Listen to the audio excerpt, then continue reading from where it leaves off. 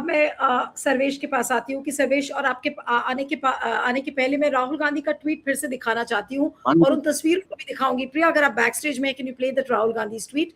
PM Modi and Amit Shah, you cannot threaten Gen Z into silence. First, you broke their bones. Now, you are filing FIRs and taking down their accounts. You are India's past. Be careful about how you treat India's future.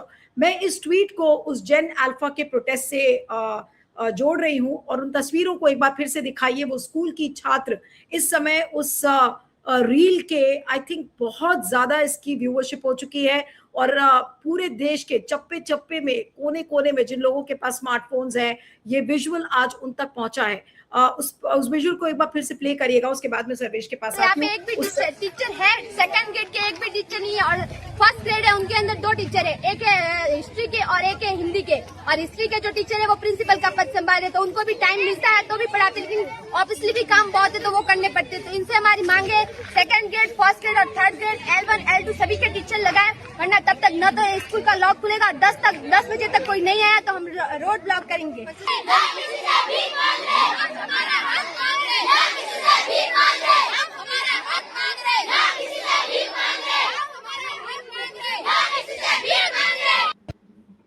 इन बच्चों के slogans इन्हें किसी ने बना के तो शायद नहीं दिए हैं कि अगर 10 बजे तक टीचर क्लासरूम में नहीं आएगा तो वो स्कूल का गेट ब्लॉक करेंगे। हम अपना हक मांग रहे हैं, हम भीख नहीं मांग रहे हैं। शायद ही स्कूल के बच्चों द्वारा ऐसा प्रोटेस्ट हम लोगों ने पहले कभी नहीं देखा होगा। ये जो जेन अल्फा का प्रोटेस्ट अब शुरू हुआ है, मोदी सरकार पर इसका क्या असर आप देखते हैं सर्वेश जी? सबको प्रणाम, जनता को प्रणाम। ये देखिए, कभी भी सबको जगने के लिए सामने एक ऐसा आदमी खड़ा होना चाहिए जिससे सब परेशान हो इक्वली, और मोदी जी से बड़ा एग्जाम्पल हो नहीं सकता इसके लिए। तो हर जनरेशन, आप अल्फा मिलेनियल जिसको भी कह लीजिए, यहाँ जो बैठे हैं जिस जिस जनरेशन से हैं, सब अलग अलग तरह से परेशान है।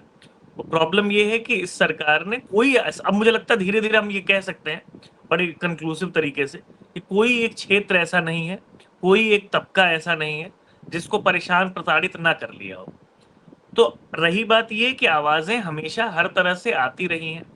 अभी तक जब आवाजें आती थी, विपक्ष की पार्टियों को ये कहा जाता था, विपक्ष की पार्टियां तो कुछ साल से उनके लिए इतना मुश्किल हो गया है कि अगर वो बात कर रहे हो तो कहा जाता है पॉलिटिसाइज कर रहे हैं, नहीं कर रहे हो तो सरकार के बैठे नुमाइंदे पूछते हैं ये आंदोलन क्यों नहीं करते। आप सड़कों पे क्यों, सरकार वाले कहते हैं हम सड़कों पे क्यों नहीं आते। ये पहली बार भाजपा में हुआ है कि भाजपा के प्रवक्ता और टीवी पे बैठ के कहते हैं हाँ दिक्कत है तो सड़कों पे आप क्यों नहीं आते। तो अब ये जो आए हैं, अब मुझे ये देखना है कि ये बच्चों का जो वीडियो थी, इनको कौन से देश से टैग किया जाएगा।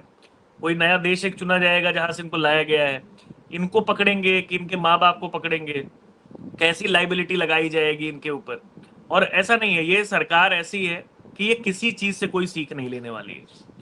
आप किसी भी जनरेशन के लोगों को बैठा दीजिए, कुछ भी बात कर लीजिए, कितनी बड़ी चर्चा कर लीजिए, संसद में कर लीजिए, बाहर कर लीजिए, सड़कों पे कर लीजिए, लोगों की जानें जाती रही हैं। लाश के ऊपर राजनीति करने का ये पूरी पार्टी, इनफैक्ट कह सकते हैं इनकी जेनेसिस ऐसी है कि इनको वही समझ में आता है। और ये जो अभी पार्टी, ये जो गुजराती ब्रदर्स हैं, इनका तो इतिहास यही रहा है, इनको उसके सिवा कुछ आता ही नहीं है, ना उससे पहले कुछ ना उसके बाद कुछ। तो इनको आप जितना ज्यादा दिखाएंगे कि परेशान है जनता, उतना ज्यादा बल मिलता है और ज्यादा इनके अंदर का। मैं कहता हूँ ना, हर कभी भी राम के जन्म लेने के लिए, कृष्ण के जन्म लेने के लिए पहले राक्षस होने चाहिए पर्याप्त मात्रा में। धर्म की ग्लानि होगी तभी आएंगे। तो धर्म की ग्लानि ये बहुत कर चुके हैं, अब इन बच्चों में ही भगवान आपको देखने पड़ेंगे।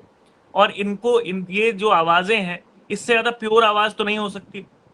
तो कम से कम जनता को, सरकार को नहीं समझ में आएगा, मोदी जी को नहीं समझ में आएगा, अमित शाह को नहीं समझ में आएगा, जनता को ये समझ में आना चाहिए। जो लोग और पहले वाले जनरेशन के हैं, जो अपने आप को स्वघोषित बहुत बौद्धिक भी मानते हैं, उसके बाद जब सारे लॉजिक आप उनको दे दीजिए, उसके बाद कहते हैं नहीं ठीक है, बाकी सब ठीक है, लेकिन हिंदुओं के लिए तो अच्छा है कि ये सरकार बनी रहे। या जो भी अपने आप लॉजिक समझते हैं, आप गौमूत्र से रिलेट कर लेते हैं या किसी और चीज से रिलेट कर लेते हैं। लेकिन जब आप हर लॉजिक को इससे काटते हैं कि नहीं हिंदुओं के लिए अच्छे हैं, ये इनके लिए अच्छे हैं, उनको सीख लेने चाहिए अपने बच्चों से, नाती पोतों से, जिस भी जनरेशन के हो, कि आपकी मांग केवल इतनी सी है। जैसे ये बच्चे कह रहे हैं, इनकी मांग केवल शिक्षा है। वो जो बच्चे थे उनको इनकी मांग केवल स्कूल की है। तो हर वोटर को बस इतना समझ में जब आ जाए भारत में कि आपका, आपके परिवार का, आपकी कम्युनिटी का फायदा और उसकी मांगे कितनी क्लियर होनी चाहिए। आपका विधायक आता है आपसे मांगने वोट, या विधानसभा प्रत्याशी आता है, आपको क्या मांगना है आपको क्लियर होना चाहिए। क्योंकि अगर सहजनवा विधानसभा में कोई जा रहा है या कोई भदोही में, हरदोई में जा रहा है, आप उससे मांगेंगे कि नहीं हमें मथुरा वाला मंदिर पे तुमको वोट देंगे हम, तो वो मथुरा का मंदिर तो नहीं बना के देगा आपको, वो राम मंदिर नहीं देगा। तिरुपति बालाजी की चोरी की बात आप करेंगे बिहार में किसी प्रत्याशी से, तो वो उसमें कुछ नहीं कर सकता। आपको अपने जनता के तौर पे, पॉलिटिशियंस पॉलिटिक्स करेंगे, उनका काम अलग है। जनता के तौर पे, वोटर के तौर पे आपका फंडा क्लियर होना चाहिए कि आपके मांगे क्या है। ये बच्चे सिखा रहे हैं। नहीं, लेकिन एक चीज और भी है सर्वेश, अभी जिस तरीके से कंगना रनौत ने बार बार जेनजी को गटर जनरेशन गटर बोला था, अब ये जो जेन अल्फा का जो अब प्रोटेस्ट शुरू हुआ है, तो क्या आपको लग रहा है कि ये जेन अल्फा होगी जो मोदी सरकार को ही गटर में डालने का काम करेगी? मैं उन्हीं के वर्ड से मैं इसको जक्सटापोज कर रही हूँ, जो जेन अल्फा का मूवमेंट शुरू दिख रहा है इस समय देश में। चलिए, अच्छी बात है कंगना रनौत को इतना सीरियसली ले लिया गया कि वैलिडेशन दे रहे हैं यहाँ बैठ के।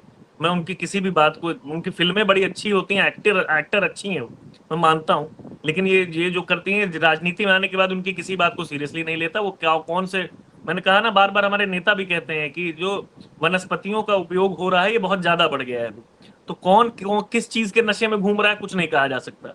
तो कंगना जी की बातों को ये सरकार, मैंने कहा ना, गटर में जाने से नहीं डरती, ये वहीं पाए जाते हैं, इनकी सोच वही है, उससे ऊपर नहीं उठ सकते। शिक्षा, मैंने कहा शिक्षा की मांग आप मोदी से कैसे कर सकते हैं? आप उससे वो मांग करेंगे जो वो दे सकता है।